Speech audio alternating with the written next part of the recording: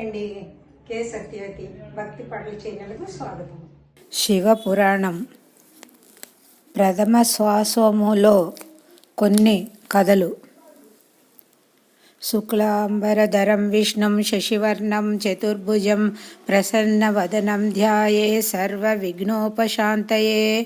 వేదోపదేశము. లక్ష్మీదేవితో నుండి శ్రీ విష్ణువు విధాతను తన అంకపీఠమున కూర్చుండజేసి చతుర్వేదములను, ఛందో వ్యాకరణాది విజ్ఞాన శాస్త్రములను, పరతత్వ స్వరూప వేదాంత రహస్యములను, ఓంకార మంత్ర ప్రభావాదులను, సృష్టికి వలయు విషయములను బోధించెను. విష్ణు విధాత ఆశీర్వదించి సృష్టిక్రమ విధానము కార్యరూపమున పెట్టమని త్రిమూర్తులు ఒక్కటేనియు తెలిపి మాయమయ్యెను. సృష్టి విధానము. కమలాసనుడగు విధాత ఓంకార మంత్రము జపించుట వలన కొంతకాలమునకు జలార్ణవము నుండి తేలుచు ఒక బ్రహ్మాండమైన అండము వచ్చి ఓంకారనాదము ప్రజ్వలింపజేయుచుండే. ఆ ద్వారమును బట్టి బ్రహ్మ ఆ అండమును ప్రవేశింపగా అంధకారము వ్యాపించెను. తన తపశరీరమును విసర్జించి చతుర్ముఖుడై తిరిగి పుట్టెను. ఆయన గారి ముఖము నుండి ప్రథమున ఓంకారమును, తరువాత భూర్భవస్సువర్లోకములను భాస్కరుండును అందుండి తత్సత్యములు పుట్టెను. ఓంకార రూపంబగు పరబ్రహ్మస్వరూపము తేజఃపుజమే సూర్యభగవానుడు. పిదప విధాత యా అండమును రెండుగా చేసి తన చతుర్ముఖముల నుండి చతుర్వేదములను ప్రసలింపజేసెను. ఓ సౌనికాదిమునులారా, బ్రహ్మదేవుడు సృష్టిక్రమమును ఋగ్వేదానుసారముగా నడుపుచుండెను. సూర్యకాంతి వలన జలహరణ మగుట వలన అండమునకు ఉత్తర భాగము ఆకాశముగాను, దక్షిణ భాగము భూమిగాను నేర్పడెను. అప్పుడు విధి సకల చరాచర జంతు జాలమును సృష్టించెను. తన వలన పుట్టిన సనక సనందనాదులను సృష్టియందు తనకు తోడ్పడమని కారణమున బ్రహ్మ విచారించిన కన్నీటి చుక్కలు భూమి మీద పడయందుండి స్ఫటికి కాంతితో శివుడు పుట్టెను. తాను సృష్టికి సహాయపడుటకయు పుట్టితినని శంకరుడు చెప్పెను. తరువాత బ్రహ్మకు నారాయణుడు దర్శనమిచ్చి శివుడు సంహారకుడుగా నుండిన తాను కాలానుగుణముగా సృష్టికి తోడ్పడెను. బ్రహ్మ, విష్ణు, మహేశ్వరులు తమకు వరుసగా సత్య, వైకుంఠ, కైలాసలోకములను సృష్టించుకొనిరి. విధాత సత్యలోక ప్రయాణము. వాణీ సహితుడై సత్యలోకమునకేగి బ్రహ్మ, మరీచి, కశ్యపాది నవబ్రహ్మలను సృష్టించెను.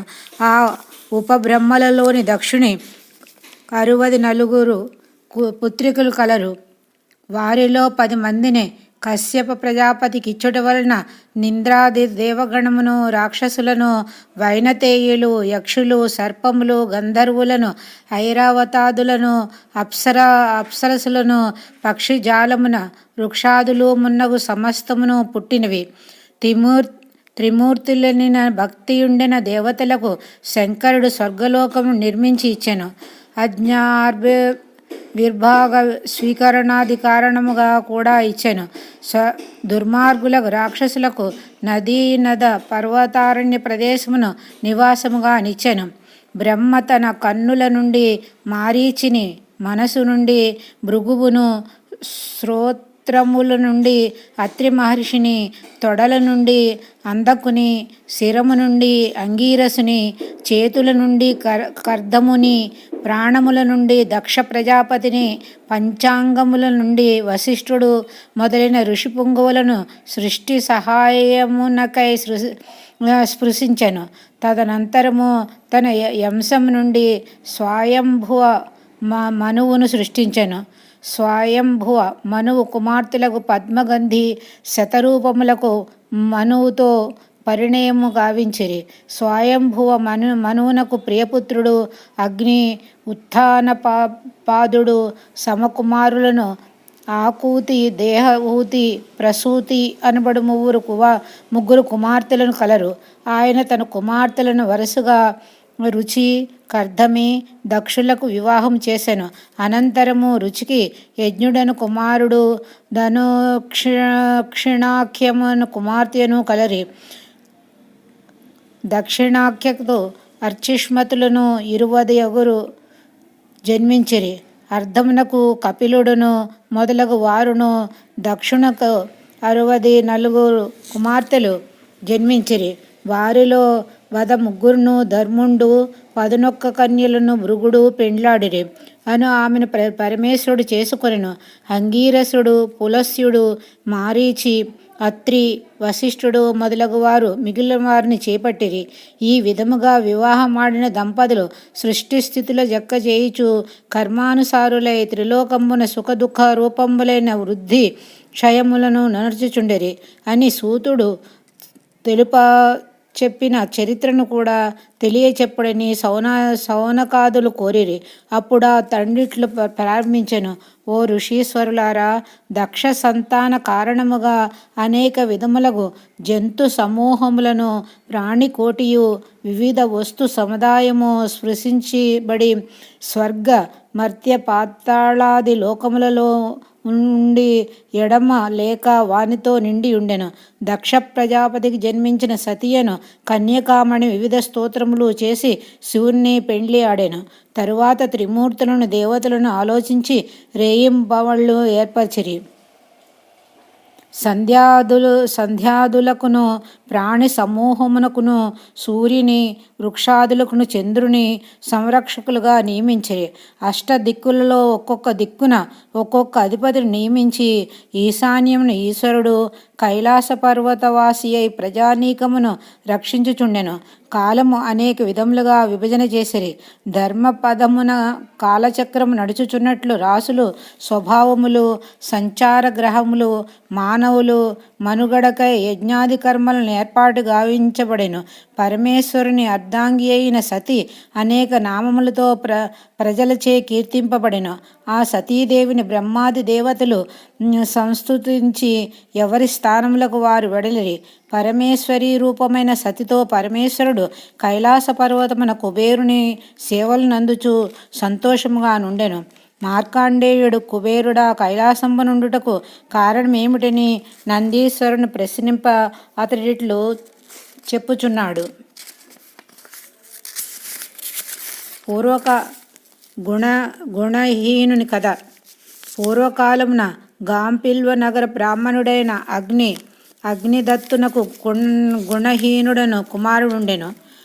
ధర్మజ్ఞుడకు తండ్రి చెప్పినట్లతడు గురువు వద్ద విద్యాభ్యాసం చేయక అల్లరి చిల్లరగా తిరుగుబోతులతో నేస్తం కలిపి జూదగాడై, చోరుడై, సురాపానాసక్తుడై ఇంటిగల వస్తువులనే అమ్ముచుండెను. తనను ప్రేమగా గారాభంగా చూచు తల్లి మందలించినను అతన్ని చెవికెక్కలేదు.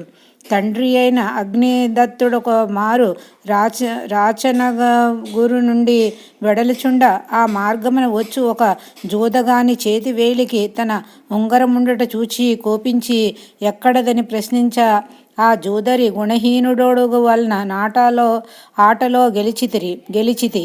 జూదరి ఆ వజ్రపు ఉంగరము అతనికిచ్చి క్షమింపబడెను. అగ్నిదత్తుడు గురుడై ఇంటికి రాగా కుమారుడు బీతిల్లి దేశాంతరమునకు పారిపోయాను. ఈ విధముగా గుణహీనుడు పారిపోయినందులకు భార్యాభర్తలు ఆనందించిరి.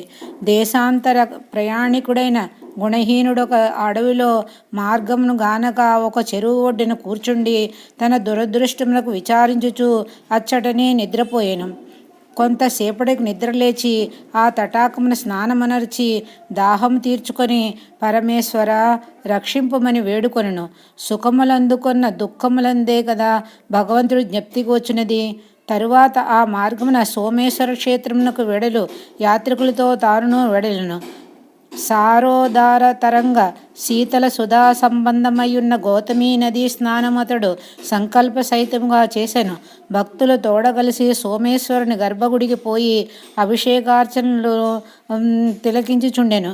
ఈ విధంగా గుణహీనుడు పగలు 4 యామములను గర్భాలయంలో ఒక మూలంగా కూర్చుండి భక్తులతో కూడి తానును సోమేశ్వరుని భజించుచు కేకలు వేయసాగాను. ఆ రాత్రి మహాశివరాత్రి. దేవాలయాధికారులు మహాప్రసాదము తీసుకుని వచ్చి నిత్య వేదన చేసి వెడలిరి. భక్తులందరూ నిద్రలో నుండా ఆ మూల కూర్చుండి ఉన్న గుణహీనుడా ప్రసాద పాత్ర కొని బయటకు పోచుండే. ప్రసాదంను తిరిగి తీసుకొని పోవటకు వచ్చిన అధికారులు అతని దొంగ ఎనివి కొని దొంగ దొంగ అని అరవగా భక్తజనులు నిద్రలేచిరి. భయం వలన కంగారు పడి గుణహీనుడు నందీశ్వరుని పైబడ్డ నా దెబ్బకు తల పగిలి చనిపోయాను. వెంటనే అచ్చటకు శివశంకరులు వచ్చి వానిని విమానమును తీసుకొని పోచుండే. యమకింకరులు వచ్చి, ఓ శివదూతులారా, ఇతడు ప్రసాదపహారి, దుర్మతి, పాపి కావున మీరు వదలుడనిరి. అప్పుడు శివశంకరులు వారిలో, కింకరులారా, గుణహీనుడు పండితుడైన అగ్నిదత్తుని పుత్రుడు మహాశివరాత్రి దినమున పావన గోదావరి స్నానం చేసి సకల పాప నివారణకై సర్వేశ్వరుని ధ్యానించినాడు. ఆ మహాపర్వమున ఎవరైనాను తెలిసియో తెలియకయో స్నానానంతర ఉపవాసముండిన ఎడల అతనికి కోటి యజ్ఞ ఫలితమైన పుణ్యము లభించును. శృతి వాక్యములను మీరు వినియేయుందురు. ఇంతవరకు శివుని వద్ద ధ్యానము చేయుచు నందీశ్వరునిపై పడి చనిపోవటచే ఇతడు పాప విముక్తుడైనాడు. కనుక మేమితనిని కైలాసమునకే తీసుకొని పోవచున్నామనిరి. తరువాత కాలమున గుణహీనుని పుణ్యం తగ్గిపోటుచే తిరిగి అతడు మర్త్యలోకమున కళింగ దేశమున పుట్టెను. అరిందముని నిర్యాణము. శివభక్తి, ధర్మానురక్తి, బ్రాహ్మణ పూజాశక్తి కలిగిన ఆ రిందమురాజు తన రాజ్య మందాలయ నిర్మాణములను, పూజా విధులను విద్యుక్తముగా చేయుచుండే. పరమేశ్వర ఆరాధన పరవశుడగు నా రాజు పూర్వజ్ఞానం కలిగియుండి ఒక శివరాత్రి నాడు ఆ రోజే తన నిర్యాణ సమయముగా గ్రహించి ప్రాయోపవేశం అవలంబించి ప్రాణములు వీడి పరమేశ్వరునితో ఐక్యమయ్యను. కుబేరుని కథ. విజ్ఞాని అయిన అరిందముడు కొంతకాలమునకు కైలాసమును గడిపి తరువాత బ్రహ్మ యొక్క మనస్సు నుండి పుట్టిన పౌలస్తుని కుమారుడగు విశ్రవసునకు వైశ్రవణుడు పేరు పుత్రునిగా పుట్టెను. అతని తపఫలంగా శంకరుడు ప్రత్యక్షమై విశ్వకర్మమును తీసుకుని వచ్చి సముద్ర మధ్యస్థలమున లంకాపుర నిర్మాణం చేయించెను. దానికి వైశ్రవణుని రాజుగా ఉనర్చెను. వైశ్రవణుని వసతి తమ్ముడుకు రావణాలంకను వశపరుచుకొని అతన్ని తరిమివేశెను. నివాసమే లేని వైశ్రవుడు 12 క్రోసుల వైశాల్యము గల కాశీనగరం నిర్మించుకొనెను. పూర్వం ఆ స్థలమందే పరమేశ్వరుడు తన కొనగోటితో బ్రహ్మ శిరస్సును నరికెను. అచ్చట అతడు పరమేశ్వర ప్రాణలింగ ప్రతిష్టాపన చేసి పరదేవతా స్థాపనను కూడా చేసి ఉపవాసం పూని ఒంటి కాలిపై నిలువబడి నిష్ఠాపూర్వకమైన తపస్సు చేసుకొనుచుండెను. వాని తనువు నుండి వీతిహోత్రుడు ప్రజ్వలించ ముల్లోకములకు ముప్పు కలిగెను. అనేక వేల సంవత్సరములు తపస్సాచరించి అతని ముఖము నుండి ప్రజ్వలించిన వీతిహోత్రునకు బ్రహ్మాదులు భయపడి తపోభంగము చేయజాలక శంకరుని స్తుతించిరి. శంకరుడు వారులకు అభయమసంగి పంపివేశెను. ఘోరమైన తపోగ్రతకు వైశ్రవణుని దేహములోని రక్త మాంసాదులు లుప్తమై చర్మము ఎముకలు మాత్రమే మిగిలను. అన్నపూర్ణ సమేత విశ్వేశ్వర స్వరూపధారి అయిన శివుడు అతనికి ప్రత్యక్షమయ్యను. ఆనందంతో వైశ్రవణ పరమేశ్వరునికి సాష్టాంగ దండ ప్రమాణమనర్చి, దేవా, నేనెల్లెప్పుడునూ మేము పూజించున్నట్లు వరమసంగము. నాకు మిత్రులు గాని భ్రాతులు గాని మీరు నగరమందే ఉండవలసిందని కోరగా శివుడు అంగీకరించి సుందర నగరము నిర్మించి యక్ష కిన్నరులకు అధికారిగా అతడిని నియమించి కుబేరుడని పేరుతో సలకానగరమున పాలింపమని వరమిచ్చి నవవిధుల ఆ నగరమును గూర్చి మానవులకు దేవతలకు కూడా ధనమేచుచుండమని పలికెను. వైశ్రవణుని పూర్వజన్మ వృత్తాంతము శివుడు అతనికి తెలియచెప్పి దీవించి అచ్చటి నుండి వెడలిపోయాను.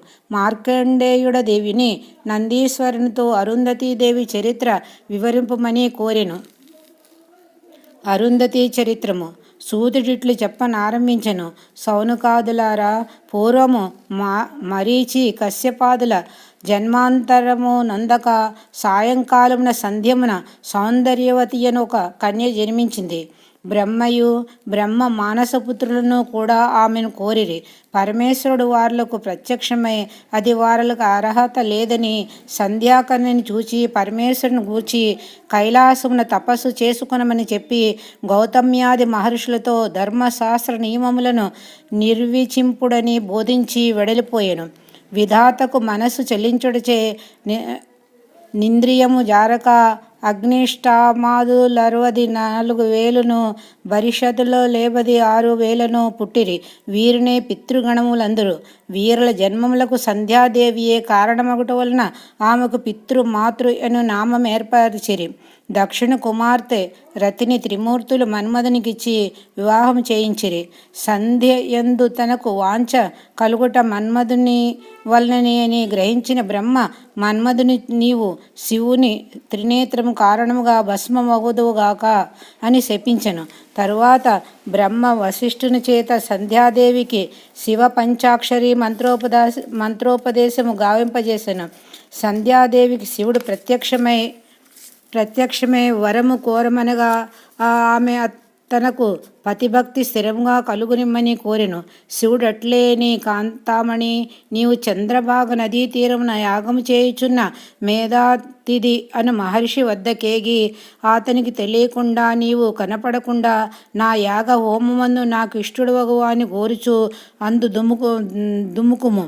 నీ కోరిక తీరుని అదృశ్యుడయ్యను.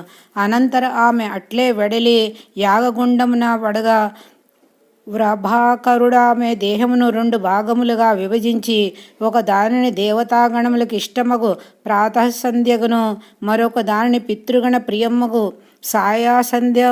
సంధ్యగను సృశించి సంధ్యాదేవి యొక్క ఆత్మను మరొక సుందరిగా చేసి అరుంధతి అని పేరు పెట్టి మేధాతిథికిచ్చివేశెను. మేధాతిథి వశిష్ఠుడే ఆమెకు తగిన వరుణ్ణిని ఎంచెను. అరుంధతి వశిష్ఠుల వివాహం జరిగెను. ముని ప్రవక్యులారా, మార్కండేయునకు నందీశ్వరుడు తెలియజేసిన సతీదేవి జన్మ వృత్తాంతము కూడా వినుడు. నమస్తే అండి, ధన్యవాదములు. 3వ భాగంలో కొన్ని కథలు ఉన్నాయి. 3వ వీడియో వస్తుంది.